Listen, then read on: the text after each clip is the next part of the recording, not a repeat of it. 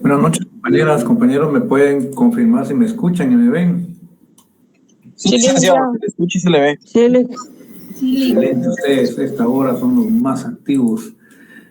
Gracias, compañeros. Les tengo una sorpresita, mis estimados. Muy buena, por cierto. El doctor de Mata les va a dar el repaso. Yo solo les voy a anticipar aquí.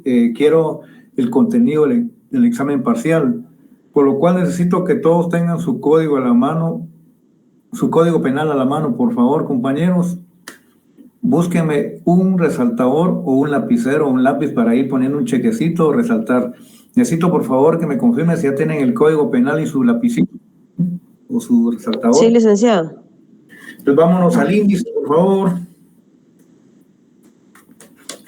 Dice en su código penal, libro primero, parte general, eso ya lo evaluamos.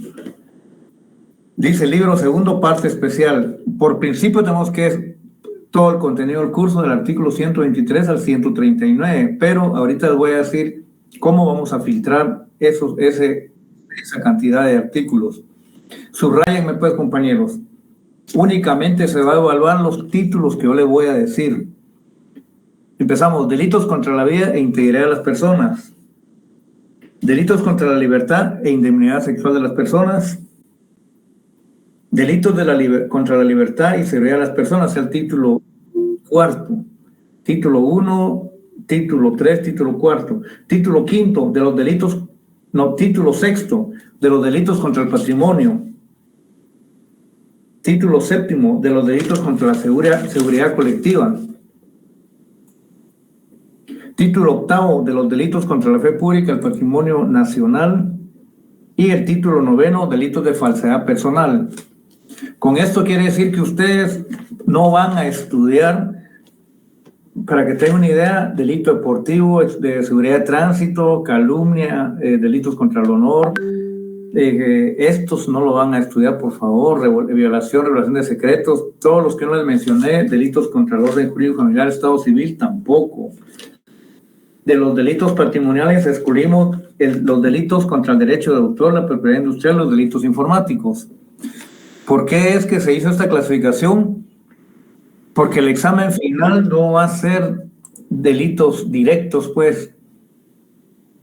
Alfredo se da cuenta que Johanna 12 años, se queda sola en las tardes con confianza y con amistad por accesar carnalmente. Ese es un delito de una violación porque es menor de 14 años y aunque haya consentimiento. No, compañeros, ahora vamos a conjugar todos los títulos que les di de la siguiente forma como manera de ejemplo.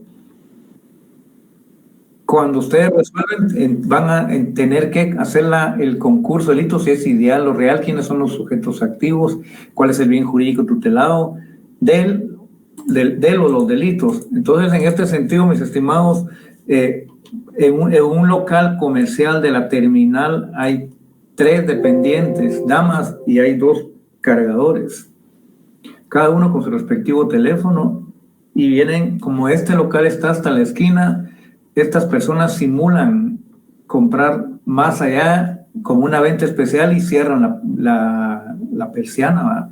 Ya adentro las 4 personas desenfundan armas y bajo amenazas de muerte le quitan los teléfonos celulares y a 2 compañeras las agreden sexualmente.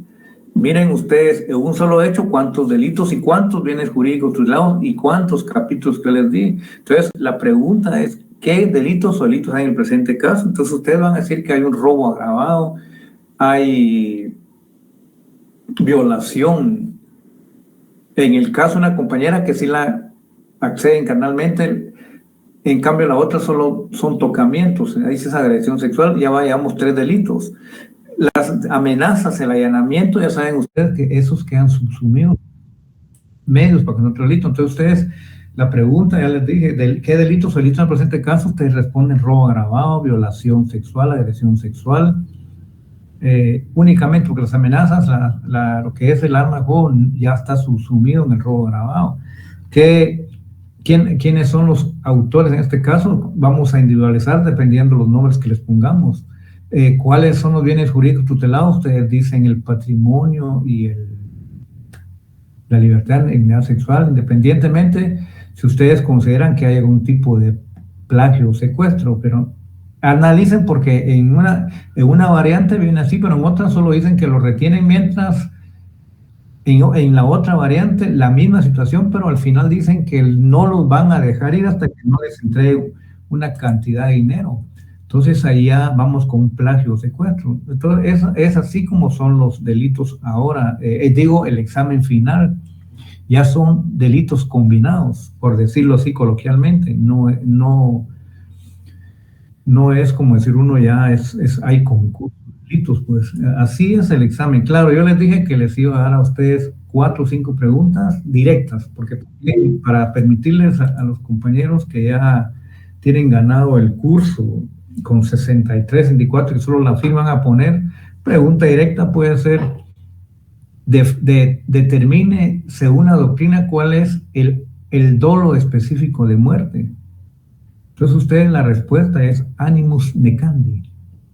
O sea, las primeras preguntas son como manera de abrirles la mente. Y ya los casos finales, ya como les digo, ya son en un hecho varias acciones. Alguien puede pasar yo les platiqué aquel caso de la persona que hurta un vehículo en el parqueo La U, si es que no lo rompe el vidrio para que sea un robo, va a la gasolinera, le llenan el tanque, no paga, se va y lesiona a una persona y hasta el fin se estrella en la pared. Entonces ustedes están viendo que hay ahí hurto en el caso que él solo haya abierto con ganzúa, o robo si rompió el vidrio, usó violencia. Si no paga en la gasolinera es otro tipo de estafa especial, defraudación en consumos, lesiones culposas hacia la persona que te atropella en bicicleta. Por último tenemos nosotros los daños, ¿verdad? Entonces, así es la mecánica del examen final, mis estimados, la forma como se va a evaluar. Vamos a trabajar así, delitos directos, como quien dice, Juan tiene plenamente con los conocimientos, los movimientos de Raquel, que sale a las 6 menos cuarto a la maquila, espera el bus, pero Raquel tiene la costumbre o mala costumbre de irse atrás de un poste a hablar por teléfono porque le da pena que sus compañeras oigan la conversación amorosa, ¿verdad? pero con tan mala suerte que 2 personas en moto le quitan el teléfono. Son preguntas directas. Entonces, estas instrucciones me las dio el doctor. Ya creo que lo tengo por ahí, compañeros. Vamos a tener al doctor en el repaso, compañeros. Entonces, les recomiendo, por favor, a los compañeros que no han logrado ingresar, que ustedes me hagan favor de compartirles la información. Yo, de todos modos, tipo agenda con los coordinadores de las secciones, estoy mandando la información que les di a ustedes. Así como les lo dije a ustedes, con las instrucciones que me dio el doctor de Mata, que estudien esos capítulos, porque los exámenes son combinados, por decir así, pero y ustedes tendrán que determinar si hay qué delitos, si hay concurso, sujetos activos, bienes jurídicos, pero ya esto el doctor de Mata nos va a explicar más adelante. Doctor de Mata, el tiempo es suyo, ya les di las instrucciones que usted me indicó en cuanto a la mecánica del examen final. Gracias, compañeros, les dejo, nos quedamos todos, doctor de Mata. Muchísimas gracias, Guillermo. Muy buenas noches, estimadas compañeras, estimados compañeros. Hoy sí vamos a dar inicio a la última sesión de clase.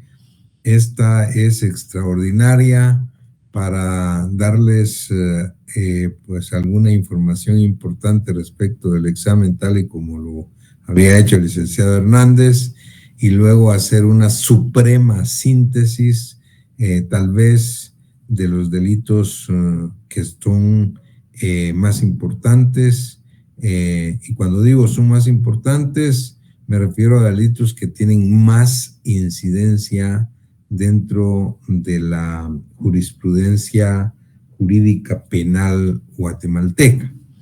En primer lugar, pues quisiera manifestarles pues, o reiterarles pues sobre la información que ha hecho el licenciado Hernández respecto de cómo quisiéramos proyectar o hemos proyectado siempre nuestro examen final.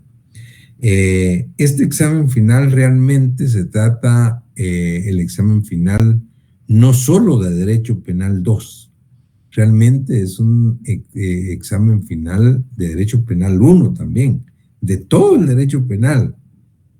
Y quisiera que ustedes hicieran un análisis de conciencia y se pusieran a pensar, remóntense ustedes hasta el 10 de enero de este año y pónganse en 10 de enero y pregúntense qué sabían de derecho penal el 10 de enero de este año.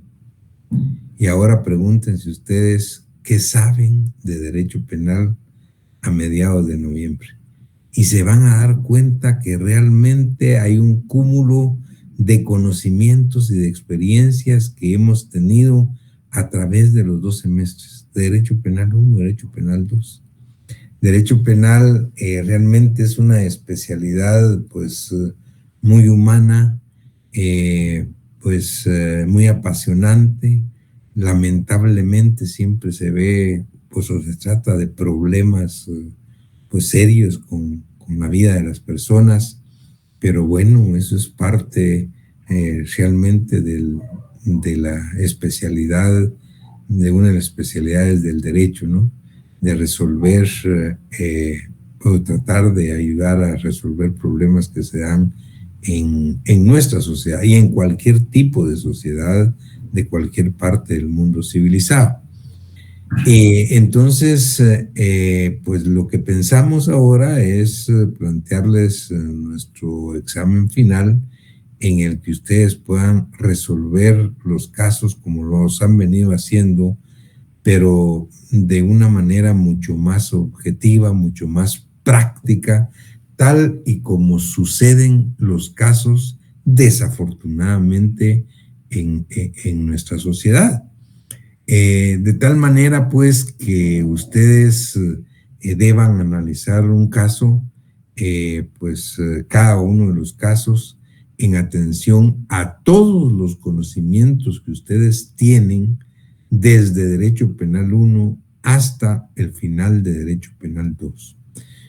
Tal y como se los dijimos siempre, ustedes pueden hacer uso para resolver su examen de sus copias, de sus libros, de sus chivos, de sus leyes indiscutiblemente, de su seguridad, de todo lo que ustedes quieran.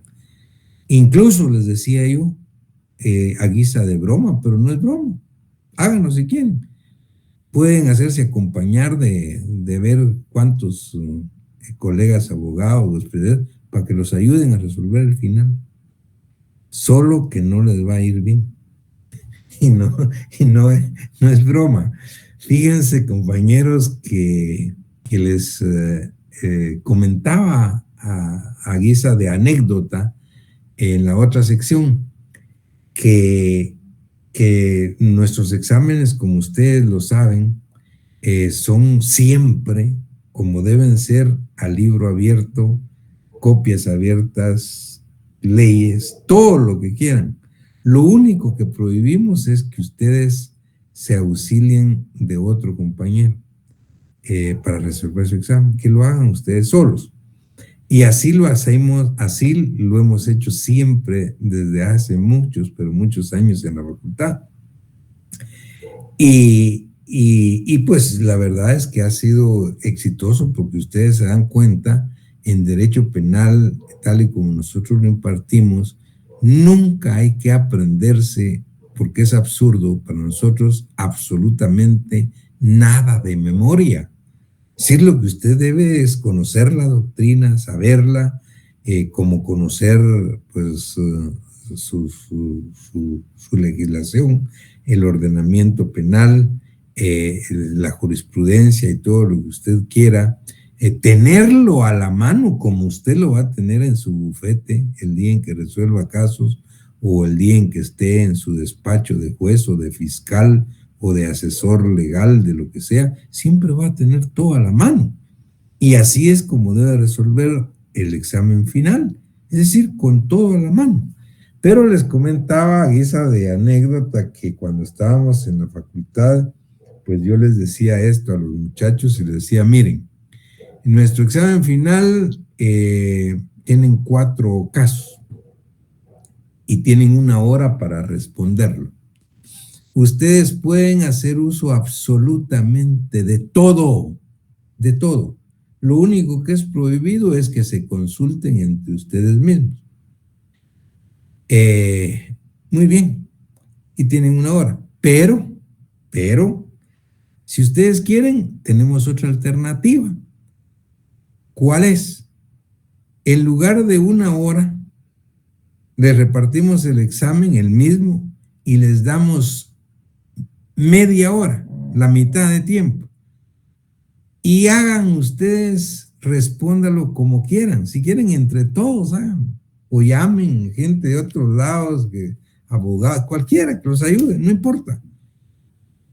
Por supuesto, van a ver ustedes, nunca, bueno, nunca, no es decir nunca, el 99% de las veces, los muchachos han optado por hacerlo en 1 hora solos, no por la segunda opción. Pero una vez hubo un grupo de compañeros que optó por la segunda y me dice, mi doctor, nosotros queremos la segunda. ¿Cuál? ¿Media hora y entre todos? Sí. Bueno, con mucho gusto. Repartan los exámenes. Repartimos los exámenes y ahí los dejamos. Dentro de media hora los venimos a recoger. Háganlo como quieran y traigan a que quieran. Cuando recogimos los exámenes, vean a ver ustedes, más del 70% de los muchachos no había llegado a responder ni siquiera la mitad del examen. Son 2 casos. ¿Qué pasó entonces? Lo que pasa es que en este tipo de evaluaciones, como las que hacemos, lo que ustedes quieren es que no los molesten. Si usted está metido en su examen, usted sabe que tiene 15 minutos para resolver el caso y tiene sus libros, sus copias, sus chivos, todo para ayudarse, para auxiliarse. Pero cuando el compañero que está a la par le dice, mira, ¿y ahí qué es? ¿Qué vas a tipificar ahí? Mira, Eso es quitarle tiempo. Y yo oigo cómo los muchachos, mira, deja de molestar, por favor, déjame, me estás perjudicando, ¿no? Mi concentración. Y así es. Y esto, pues, se los cuento como anécdota, porque, pues, la verdad es que ustedes ya están a un nivel, oigan lo que voy a decir, profesional. Porque más derecho penal ya no van a llevar en toda la carrera. Probablemente cuando, después de graduados, de abogados, hagan una especialización, una maestría, un doctorado en penal, eso es otra cosa. Pero aquí se acabó derecho penal. Es decir, usted o sabe acá o ya nunca va a aprender, pues, que aquí esto es derecho penal, dentro del pregrado. Por eso les decía, yo estoy completamente seguro que ustedes manejan los conocimientos básicos, manejan la técnica para resolver cualquier tipo de caso y pueden hacer uso, pues, de todo lo que ustedes quieran. Y en el examen final la idea es esa, ponerles casos, pues, para que ustedes puedan, realmente no es de combinar delitos, ¿no? Sino de tipificar concursos de delitos. Y algo muy sencillo, porque lo que se trata es de resolver casos como los que se dan en la práctica. Todos los días, por ejemplo, un sujeto que pasa a una gasolinera, por decirles algo, pide que le llenen de gasolina y mientras está llenando de gasolina, él ya sabe lo que va a hacer, saca su revólver y le dispara al gasolinero, lo deja herido ahí en la pierna y en ese momento aprovecha para sacarle todo el dinerito que él hizo durante el día, se va con el dinero y por supuesto tampoco pagó la gasolina y luego lo captura la policía. Ese es un caso. Entonces yo le digo a ustedes, tipifíquenme, ¿qué se tipifica en el presente caso? Y ahí ustedes se van a dar cuenta. Entonces ya entramos a hacer el análisis, como siempre se los he dicho. Primero, es siempre principiar por el iter criminis. Iter criminis es el camino del delito, desde que nació en la mente del autor, del sujeto activo, hasta que lo consuma. Y en este caso ustedes tienen que partir y decir, bueno, ¿qué quería este sujeto? Bueno, este sujeto lo que quería era dinero, robar el pisto. Para eso fue a pedir gasolina, para eso sacó el revólver y le disparó en la pierna para herirlo. Ah, muy bien. O sea, había, en primer lugar, un animus lucrandi, ¿no? Delito contra el patrimonio. Segundo lugar, un animus loedendi, es decir, su ánimo era de lesionar, no quería matarlo, es decir, quería herirlo para poder quitarle el dinero. Entonces, desde ese momento, ustedes principian a analizar y dicen, bueno, estamos frente a un tipo de delito de lesiones graves, si fue grave la lesión que recibió, y robo agravado. Ahora, si usted cree que la intención era darle muerte para quitarle el dinero, dependiendo cómo se dio el caso, usted tiene que tipificar una tentativa de homicidio con robo agravado. Pero, ¿en qué concurso? ¿Real 69 o ideal el 70? Luego, y ahí empiezan a resolver el caso. Miren, y así es como se los vamos a plantear, para que usted lo empiece a resolver. Pero como les decía, aquí lo importante, y vamos ya a entrar en materia de la suprema síntesis de hoy. Por ejemplo, cuando yo les digo, vamos a tocar los delitos que tienen más trascendencia en la legislación, en la práctica de la práctica penal guatemalteca. No es porque los demás delitos no sean importantes, no, es porque estos delitos son los que diariamente se ven en los tribunales de justicia penal del país. Y eso se los comentó yo desde el primer día de clases, en enero. Yo les dije, miren, esto, pues, bueno, lo dije en enero, pero pues lo repetí ahorita en Derecho Penal 2 cuando empezamos a estudiar los delitos. Y les dije, miren, delitos, hay cientos de delitos en el Código Penal. Y por no decir, hay más de 1000, si hablamos del Código Penal y las leyes penales especiales. Pero por estudios que nosotros hemos realizado, investigaciones, afortunadamente, porque tampoco daría tiempo a ver cada uno de ellos, solo vamos a abordar con mayor interés, pues vamos a ver todo lo que nos dé tiempo, pero con mayor interés los que más se dan, los que más se repiten. Oigan esto, que no son más de 25, 30. Oigan lo que digo. Pues no son más de 25, 30, son los mismos. ¿Cuáles?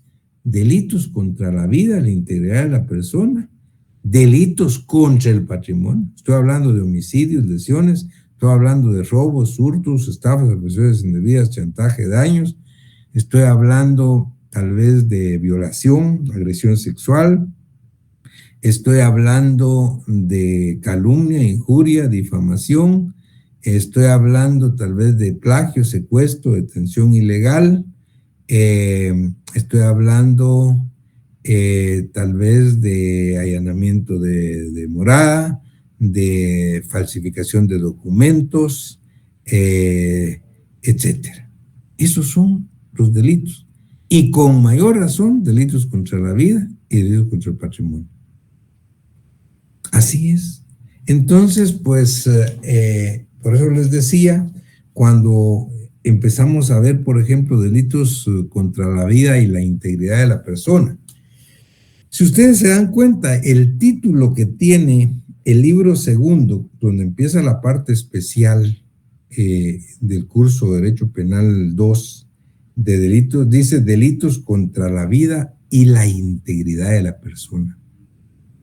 Es decir, porque ahí hay dos bienes jurídicos tutelados que están íntimamente entrelazados.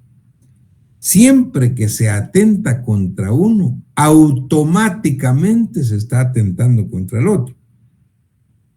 Es decir, cuando se atenta contra la vida de una persona, automáticamente se está atentando contra la integridad de esa persona. Y viceversa, cuando alguien atenta contra la integridad física de una persona, automáticamente está atentando contra la vida de ella. Y entonces lo que pasa es que son dos bienes jurídicos tutelados totalmente diferentes y que nosotros tenemos que tener claros como abogados penalistas para analizar, para resolver pues los casos. Pero están íntimamente relacionados, pero no son lo mismo. Es decir, por ejemplo, si un sujeto atenta contra la vida de una persona porque el propósito deliberado de él, y por eso que ustedes tienen que empezar cuando analicen un caso por el iter criminis y por el primer elemento subjetivo del delito, ¿qué quería el sujeto? ¿Qué era lo que pretendían? Entonces, si ustedes se advierten que lo que quería era darle muerte a una persona, entonces está actuando con animus necandi, dolo de muerte, propósito deliberado de darle muerte. Entonces ahí parten ustedes y dicen, bueno, ¿dio muerte o no dio muerte? Sí, le dio muerte, muy bien. Si le dio muerte, hay un delito consumado de homicidio. Entonces ustedes principian, ¿qué clase de homicidio?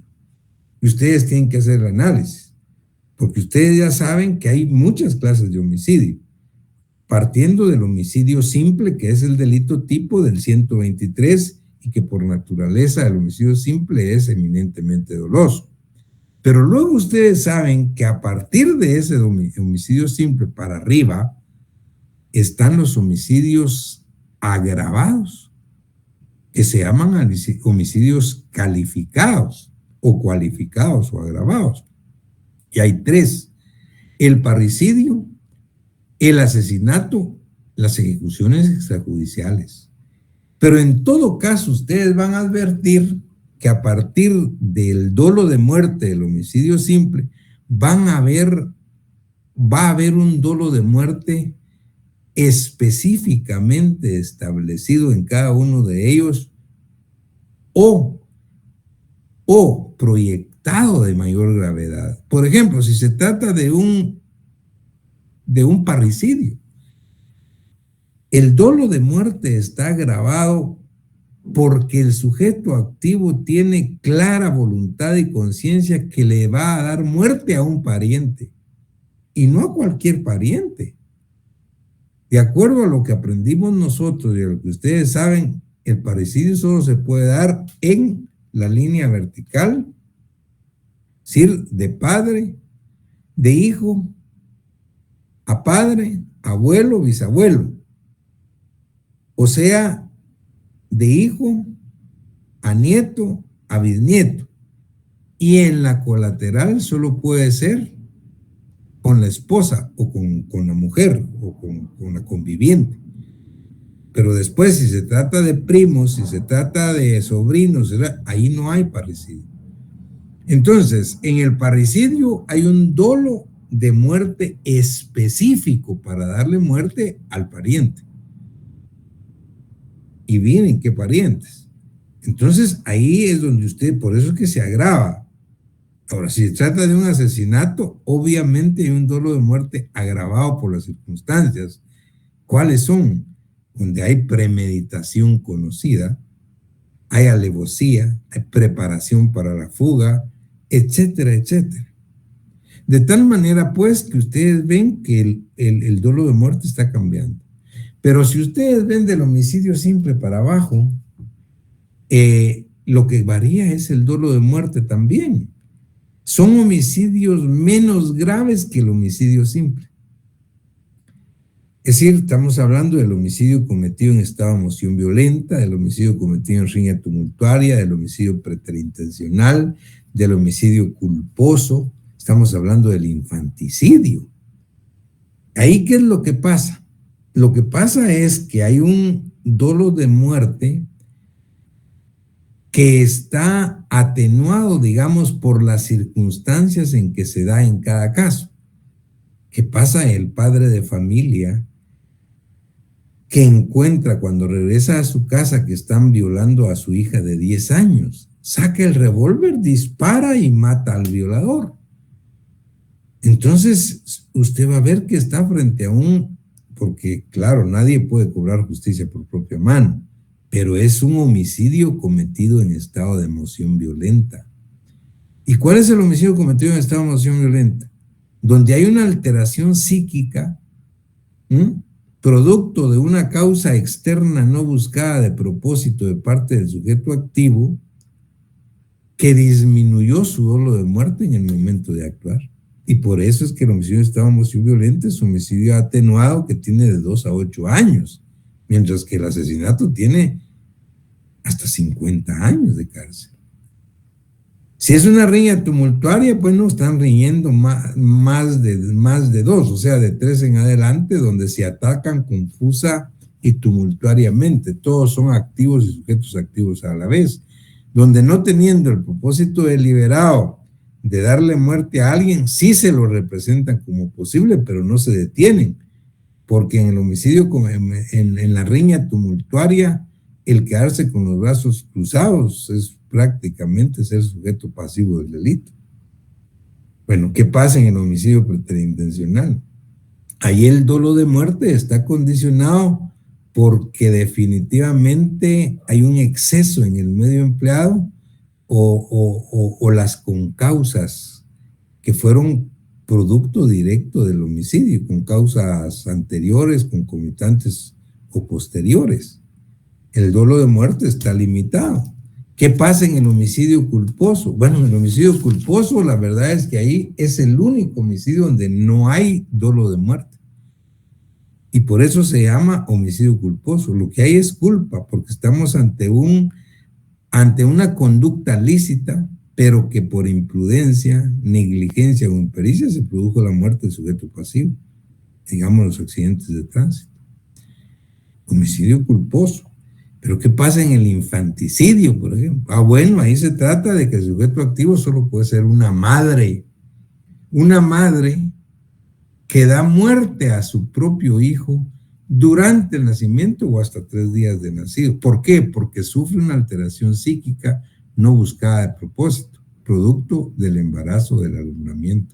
En todo caso, estos homicidios son atenuados o privilegiados en relación al simple porque el dolo de muerte es diferente. Y luego, si ustedes ven, incluso hablamos de la inducción o ayuda al suicidio y la suposición de muerte. Y les hice un análisis de por qué nosotros consideramos que estos dos tipos penales ya ni siquiera debían estar acá como tales, porque regularmente es difícil a partir de un medio empleado como el que advierte el derecho penal moderno, es difícil hablar de una inducción o una ayuda al suicidio. Pero bueno, ahí tienen ustedes un análisis que he hecho rápidamente de los diferentes tipos de homicidio. Dentro de ellos también estudiamos, recuerden ustedes, el aborto. La legislación penal guatemalteca protege la vida desde la concepción hasta la muerte.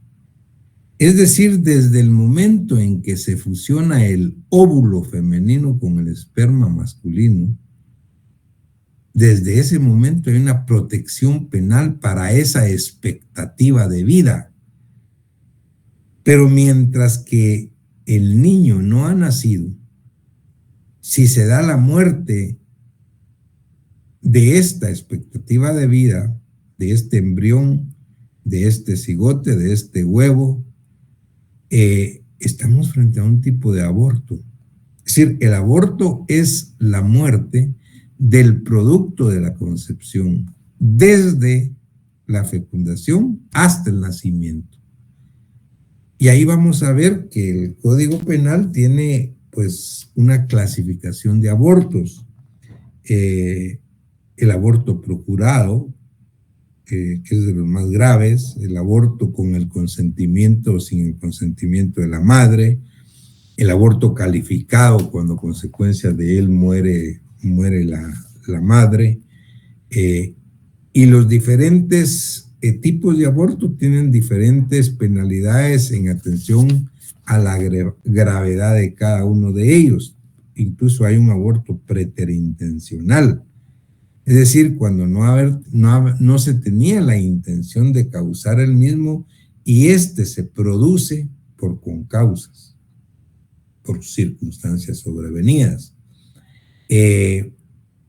Pero nuestra legislación penal castiga todos los tipos de aborto, excepto dos: lo que se llama el aborto terapéutico, que es el aborto practicado por un médico con el consentimiento de la mujer, cuando se tiene por lo menos el dictamen favorable de otro médico y en atención a salvaguardar la vida de la madre, es decir, no se pena, como tampoco se pena lo que se llama la tentativa y el aborto culposo propio de la mujer. Entonces, el aborto está dentro de los delitos contra la vida.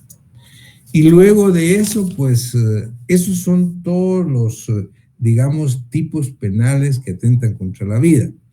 Pero luego tenemos los tipos penales que atentan contra la integridad de la persona. Y ahí lo que tenemos son las lesiones, donde está el animus loedendi, no necandi. Necandi es en los homicidios. Es decir, el propósito deliberado es causar lesión. Y el código hace una clasificación de las diferentes clases o tipos de lesiones que hay, desde lo que son lesiones específicas, lesiones gravísimas, lesiones graves, lesiones leves, lesiones en riña, en atención pues al tiempo de curación o a las circunstancias en que se da cada una de ellas, hasta llegar a lo que antes se llamaba contagio venéreo. Hoy se denomina contagio de infecciones de transmisión sexual, que son el último tipo de lesiones. Pero en todo caso, lo que estamos hablando acá son de atentados que van contra la integridad de la persona. Algo muy importante en estos, compañeros, es que en todos estos delitos, desde los delitos contra la vida hasta el artículo 159, donde empiezan los delitos contra el honor, todos estos delitos contra la vida y contra la integridad, etcétera, son delitos de acción pública. Su naturaleza es de acción pública. ¿Qué quiere decir eso? Quiere decir que todos estos delitos deben ser perseguidos de oficio por parte del Estado de Guatemala.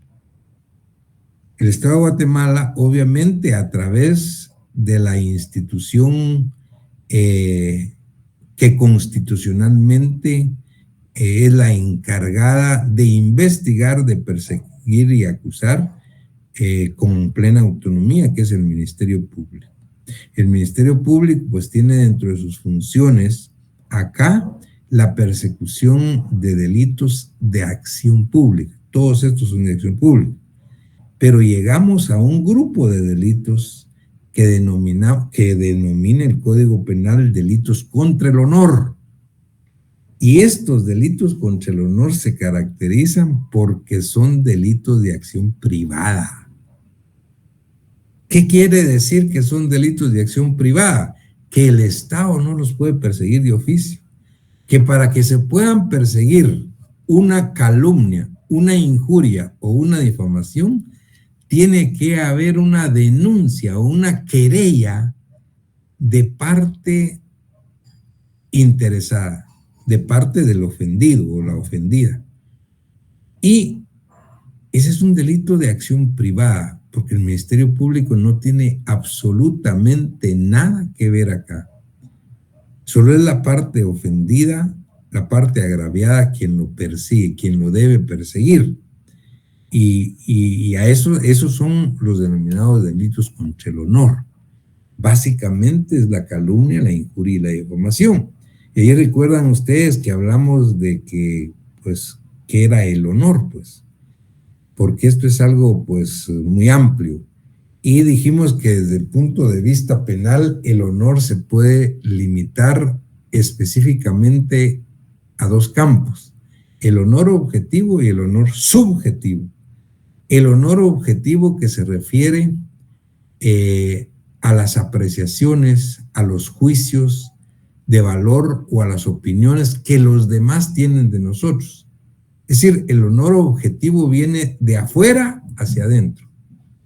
Es decir, es producto de causas exógenas. Es lo que los demás piensan de nosotros. Eso es parte de nuestro honor objetivo. Y específicamente en la calumnia se atenta contra el honor objetivo. Contrario sensu, el honor subjetivo es el que viene, está dentro de nosotros, viene de adentro, es endógeno. Es la facultad que tiene cada persona de admirar o de respetar pues sus propias cualidades, sus propios atributos. Y por qué no decirlo, la facultad que tiene una persona de apreciar sus propios defectos. Es decir, el honor subjetivo es lo que decimos, como les decía yo, el corazoncito que todos tenemos y llevamos dentro. Pues. Y ese honor subjetivo, lo que cuando se ataca es cuando se cometen los delitos de injuria. Es otra cosa. En la calumnia, por ejemplo, por eso es que en la calumnia existe la exceptio veritatis, la excepción de verdad. En una calumnia, por ejemplo, cuando un sujeto le dice a otro que es ladrón, y esa es la opinión del que es ladrón, entonces el que se sienta ofendido, el que se siente ofendido porque le han dicho que es ladrón, pues querella ante el juez a este sujeto. Dice, mire, vengo a presentar una querella, señor juez, por el delito de calumnia, porque este hombre me trató a mí de ladrón, pues en la clase frente a todos mis compañeros. Entonces, hirió mi honor objetivo. El juez llama a una audiencia y le dice, mire, señor, usted está aquí acusado de calumnia porque usted trató de ladrón a este muchacho en frente de todos sus compañeros de clase. ¿Qué dice? Y este señor que es el imputado le dice, señor juez, efectivamente yo le traté de cierto, es cierto, yo le dije que él era un ladrón y lo traté de ladrón, Y aquí le traigo las pruebas, miren, pruebas documentales que prueban que él es un ladrón, por eso fue que se lo dije. Frente a esa situación, ¿qué hace un juez? Frente a esa situación, el juez tiene que dejar en inmediata libertad, eximir de responsabilidad penal al que llegó como acusado, y se voltea la tortilla, ¿no? La responsabilidad penal, certificarlo conducente para el que llegó como ofendido. Eso es lo que se llama exceptio veritatis, la excepción de verdad en el delito de calumnia. Pero opera porque es el honor objetivo. Pero ¿qué pasa en la injuria? En la injuria hay uno que presentó, señor juez, yo presento una querella aquí con usted porque este señor me trató de que era yo un llorón y un mocoso en la clase y me hizo sentirme muy mal. Y le dice el juez, mire, es cierto que usted trató de llorón y mocoso a su compañero, ¿verdad? Señor juez, sí, es cierto. Yo lo traté de que es un llorón y un mocoso y aquí le traigo todas las pruebas. Mire todas estas fotos. Y es más, mire ahorita, mire cómo le están saliendo. Mire, él así es. Entonces, aún así, ahí no opera la excepción de verdad. Porque es un delito que atenta contra el honor subjetivo. El hecho que él sea llorón, que sea mocoso o que sea lo que sea, eso no quiere decir que otro pues se lo diga para afectar su dignidad, pues ese es el problema de él. Ahí no opera el honor subjetivo. Entonces ahí ven ustedes la diferencia entre el honor objetivo y el honor subjetivo, entre calumnia e injuria. Ahora, ¿qué es la difamación? En la difamación, la doctrina dice que hay difamaciones calumniosas o difamaciones injuriosas, porque la difamación puede tener las características de una calumnia o puede tener las características de una injuria. Lo que pasa es que no es lo mismo decirle ladrón a una persona frente a 10, frente a 15 o a 20 personas, o decirle mocoso o lo que sea, ¿verdad? Sino, no es lo mismo decírselo frente a un grupo de personas de 15 o 20 que decírselo por medio de la prensa, de un medio de comunicación social donde se entera toda la población, toda la sociedad en la que vive él. O sea, lo que hace la difamación es la publicidad en masa. Es una injuria o una calumnia, pero haciendo uso de los medios de comunicación social en masa, donde le afecta a la persona. Pero en todo caso, lo que quiero que quede claro que estos delitos, pues son delitos eminentemente privados. Aquí no opera de oficio el Estado. Aquí tiene que haber una instancia de parte. Tal vez luego después vimos los delitos que atentan contra la libertad y la seguridad sexuales. Y les explicaba rápidamente que en ese tipo de delitos, la verdad es que a raíz de las reformas que se hicieron en el 2009, ya pues prácticamente solo tenemos tipificada la violación y la agresión sexual, donde el sujeto pasivo puede ser tanto un hombre como una mujer. Antes de la reforma del 2009, les explicaba yo, habían delitos que atentaban contra la libertad sexual como la violación y delitos que atentaban contra la seguridad sexual como los abusos, como el estupro. Pero oigan, el sujeto pasivo, tanto en violación como estupro, solo podía ser la mujer. Los hombres no podían ser sujetos pasivos de violación ni de estupro. ¿Por qué? Porque la configuración técnica del delito exigían que éste se consumaba a través del inicio penis vía vaginal. Es decir, si la relación sexual, si la penetración se daba vía bucal, la boca, o vía anal por el ano, no se consumaba el delito de violación ni el delito de estupro, sino en todo caso pues habría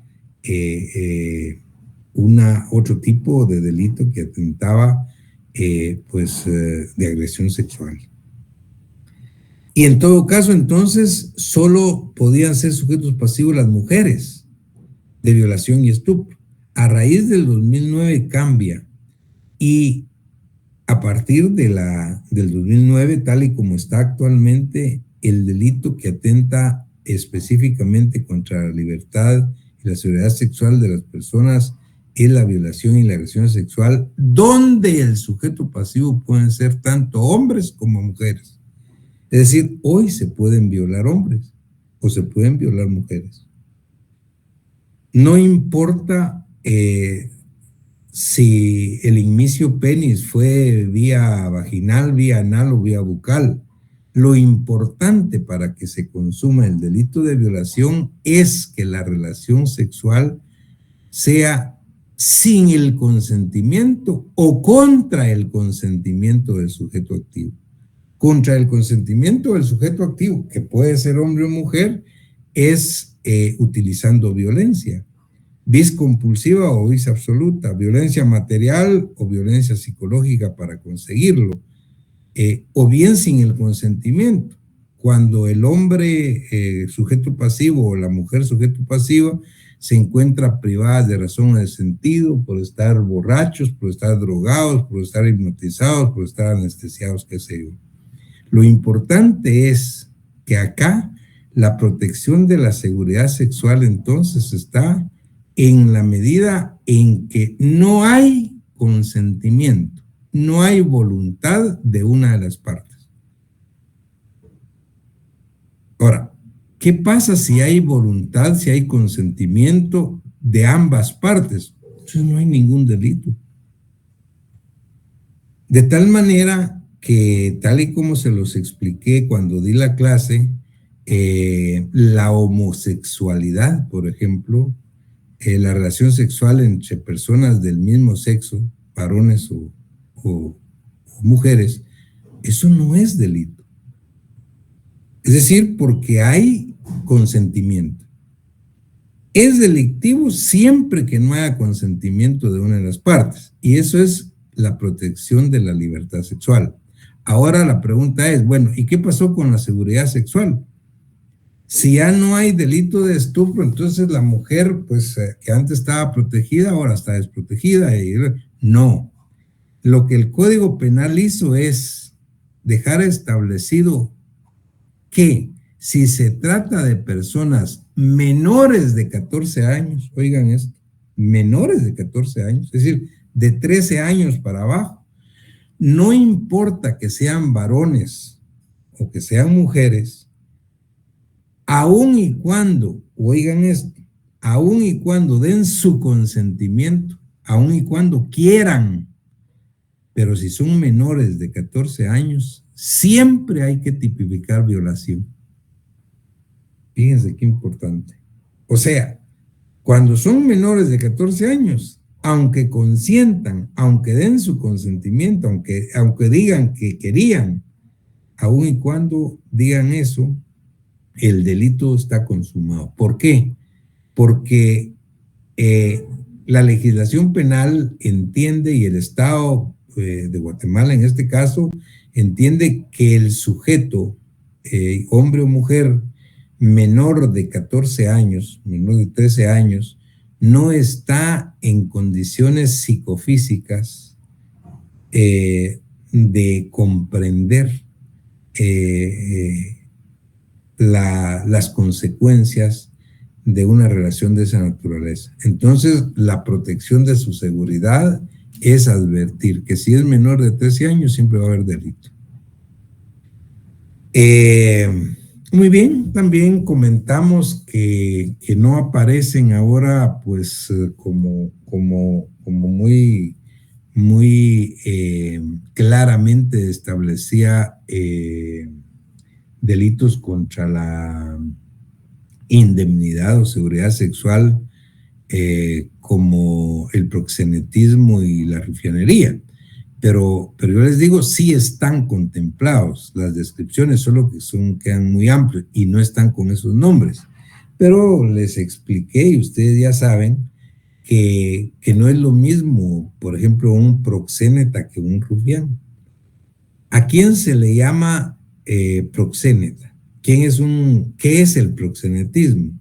En el proxenetismo se trata de que el sujeto activo tiene ánimo de lucro y a través de perseguir ánimo de lucro facilita, promueve y promociona la prostitución o la explotación sexual de otra persona. Son los conseguidores, pues. Andan consiguiendo, pues, hombres o mujeres para explotarlos sexualmente. Él es un proxéneta. ¿Con qué objeto lo hacen? Porque les pagan. Con ánimo de lucro, facilitan, promueven o promocionan la prostitución. Él es un proxéneta. Ahora, ¿quién es un rufián? Rufián es aparte. El rufián es aquel que vive en todo o en parte a costas de la prostitución de otra persona. Esa es otra cosa. Están actualmente, como les expliqué en su momento, aunque no con esos nombres. Aparte de eso, pues se habla de la corrupción de menores, en la explotación sexual, en todos los sentidos que lo explicamos en su momento.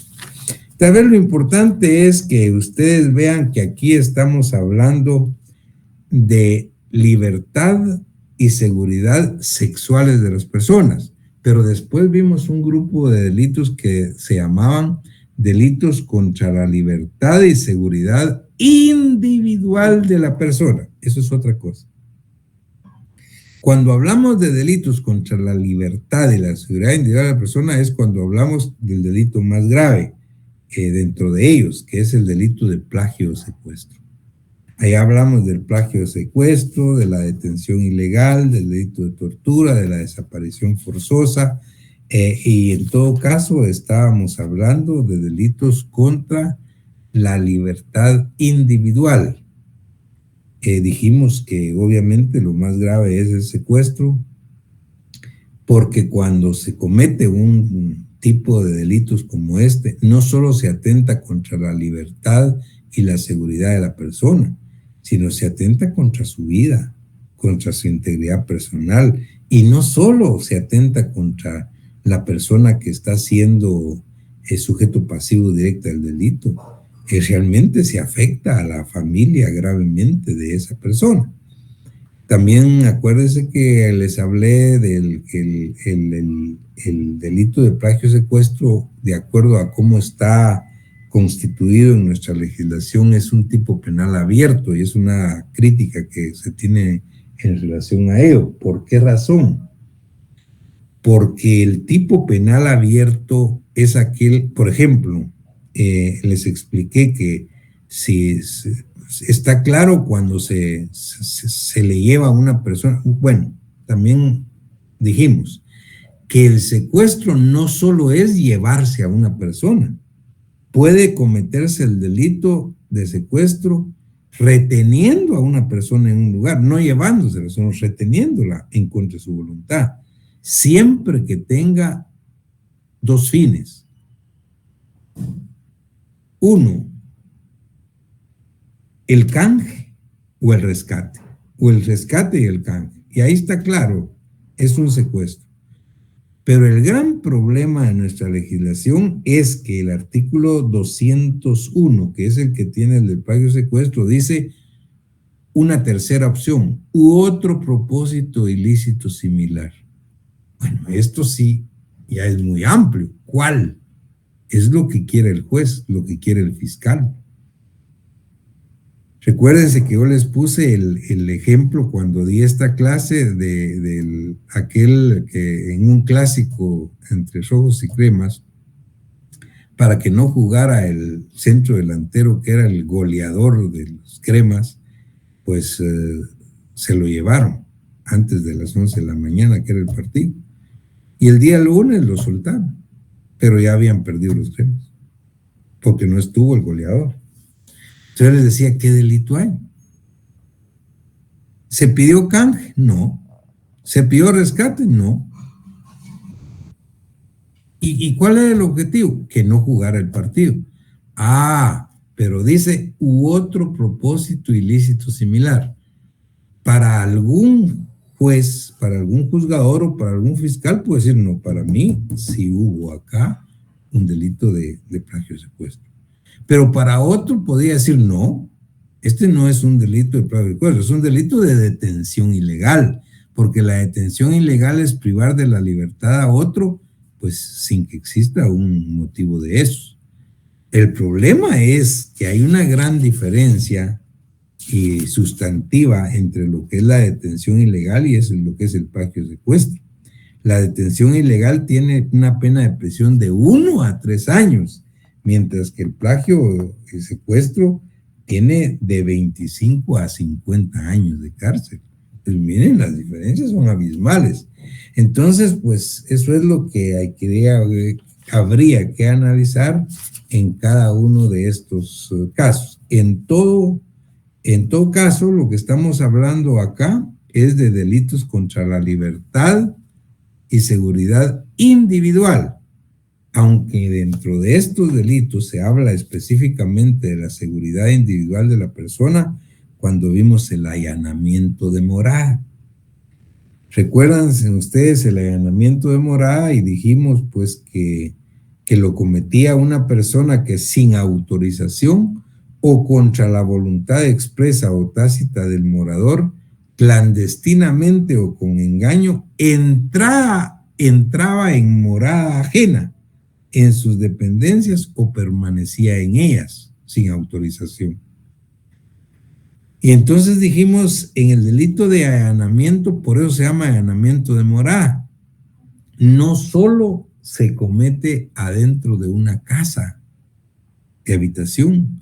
El allanamiento de morada podría cometerse en cualquier otro lugar que se considere o se constituye como morada del morador. Un hotel, una pensión, una casa de huéspedes, un motel.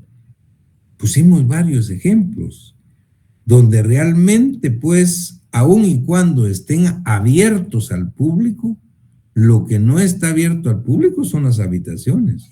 Y esa habitación lo que constituye es una morada del morador, porque la ley no habla del dueño o del propietario, habla del morador. Recuérdense que les puse el caso aquella de la empleada que tenía al novio adentro de la casa, o de la hija que tenía al novio pues adentro de su cuarto. Sí, ellos son considerados moradores. Pero en todo caso, el allanamiento de morada pues era para hablar de lo que era delitos contra la seguridad de la persona. Y así pues tratamos una serie de delitos más. Creo que finalmente pues llegamos a los delitos contra el patrimonio, que son los delitos de superlativa importancia. Aquí el bien jurídico tutelado es el patrimonio, y el patrimonio es más amplio que la propiedad. Les hablé básicamente del hurto, del robo y de la estafa.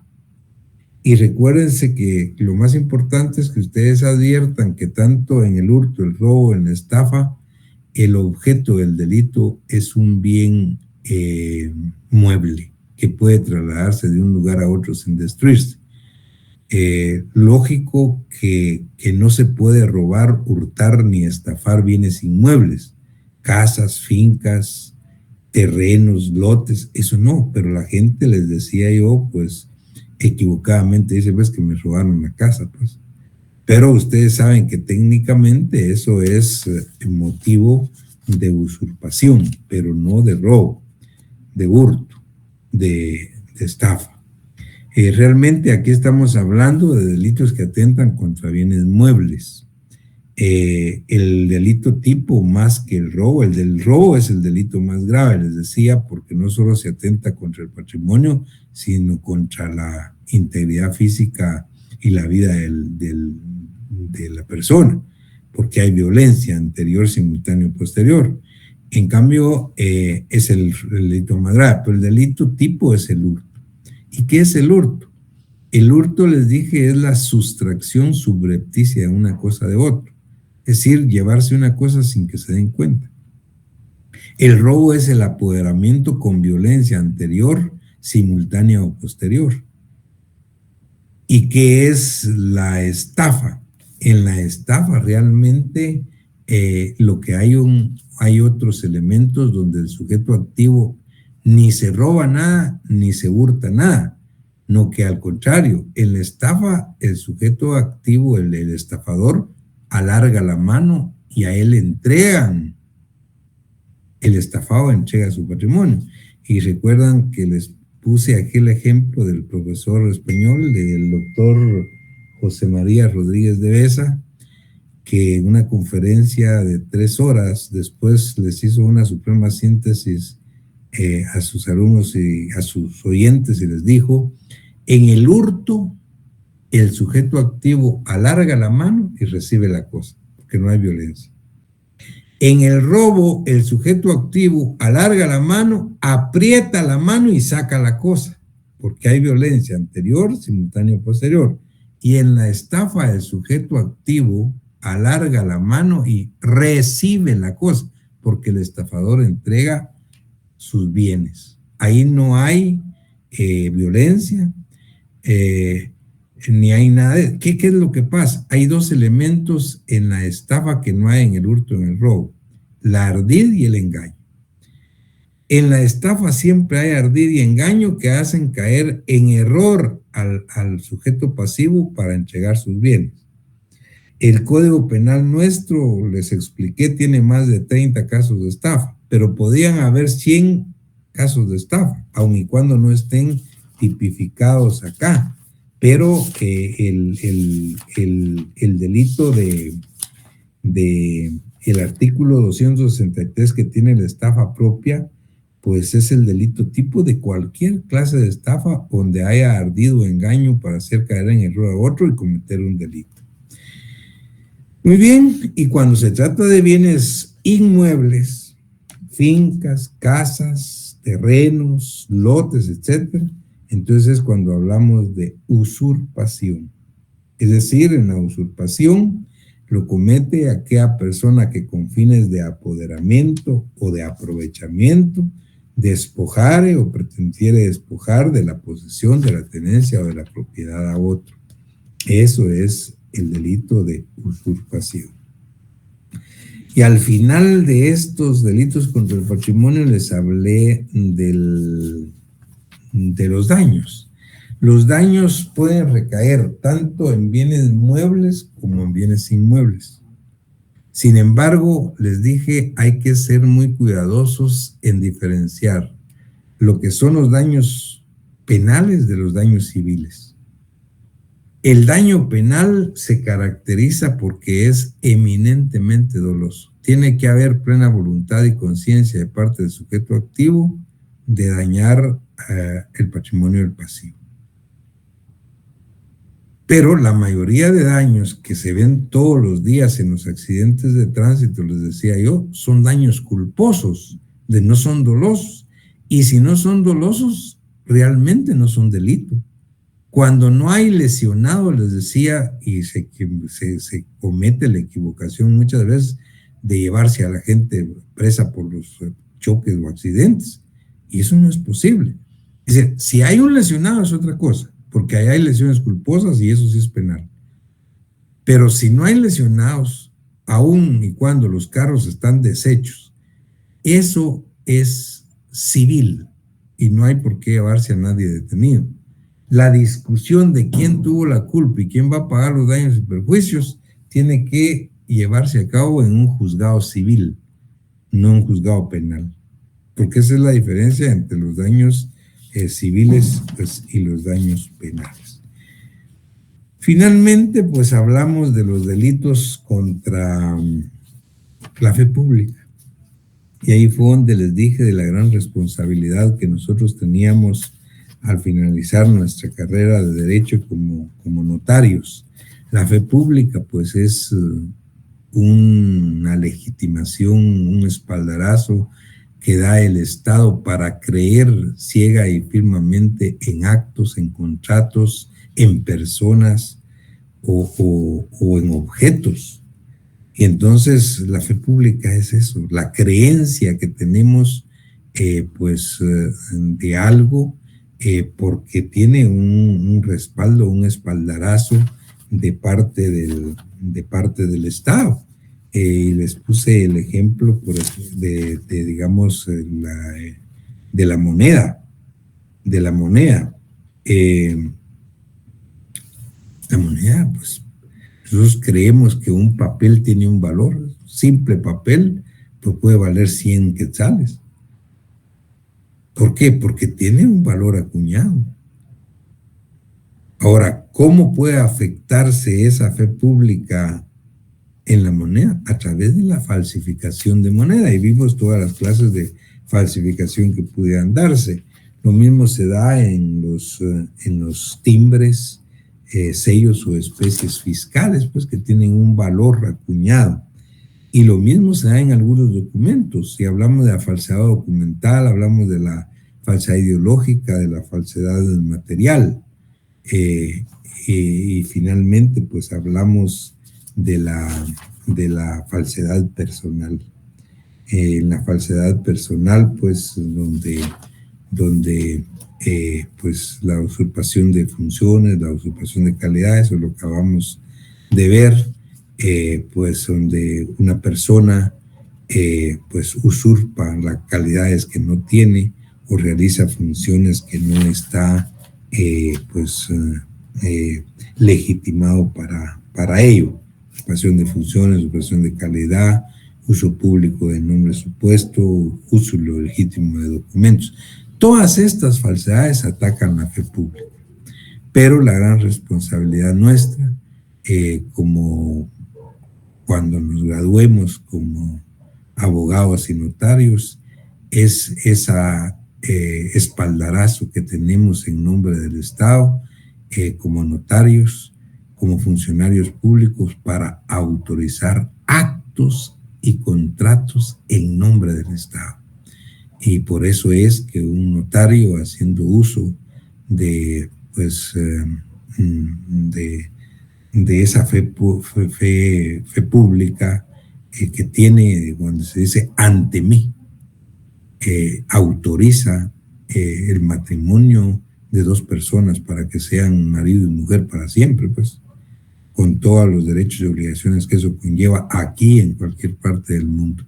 Eso es parte de la fe pública que se tiene como el espaldarazo, o la fe pública que tiene cuando autoriza un acta o un contrato, etc.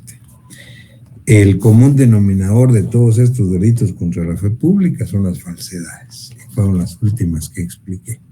Muy bien, yo les ruego que me disculpen, ya me extendí demasiado porque quería hacer una suprema síntesis de quizás los delitos que más se vamos a ver o que más se dan, que tienen más incidencia, y con esto quería hoy sí finalizar formalmente, aunque eso ya lo había hecho pues la sesión pasada, pero me faltaba esta clase para darles alguna información y hacer una suprema síntesis, siempre agradeciendo en todo lo que vale el favor de su atención y las muestras de aprecio y de amistad que siempre me mantuvieron. La verdad que era un estímulo para mí siempre que terminaba la clase, porque eso quiere decir que les gustaba o que estaban pues obviamente motivados por lo que estaban escuchando. Lo más importante, como les dije, es que ustedes sean exitosos, que les vaya muy bien, que tengan éxitos en sus años finales, pero más allá de eso les decía que tienen ustedes pues un amigo más en lo que podamos servirles en el transcurso de su carrera o aún después de graduados en su posgrado. Siempre estaré en la universidad ahí para servirles. Es que muchas gracias, éxitos en todo, que les vaya muy bien, y yo siempre estoy para servirles, estimadas compañeras, estimados compañeros. Gracias, licenciado, por todo. Gracias, Liz.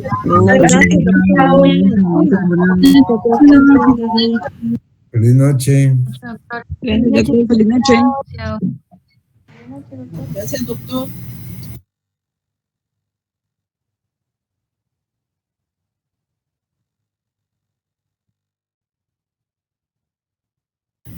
Gracias, licenciado Penalito.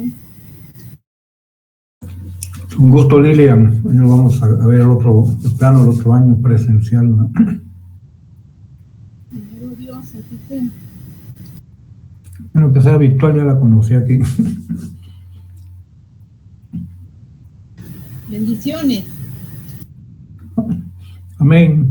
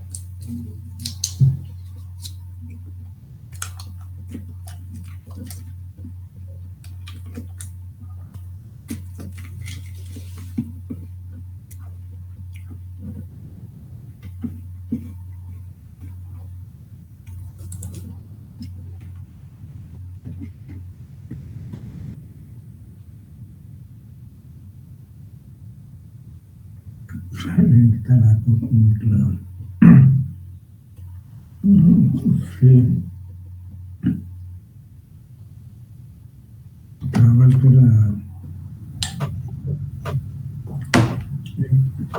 Entonces, Nos vemos. Feliz noche, Luis Guillermo.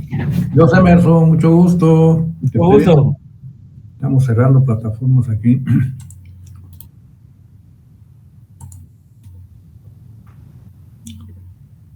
A ver, aquí vamos a tener la...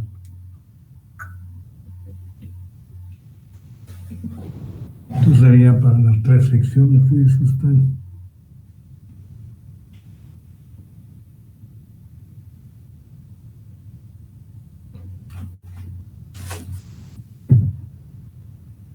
Cabal, creo que una son la K es a primera hora y la otra es posterior.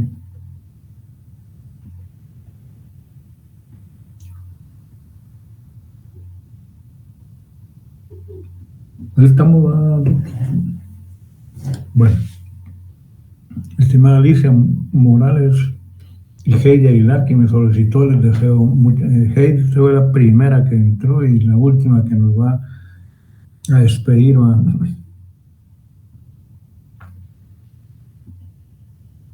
Tengo una feliz noche, Heidi. Gusto en haberle servido.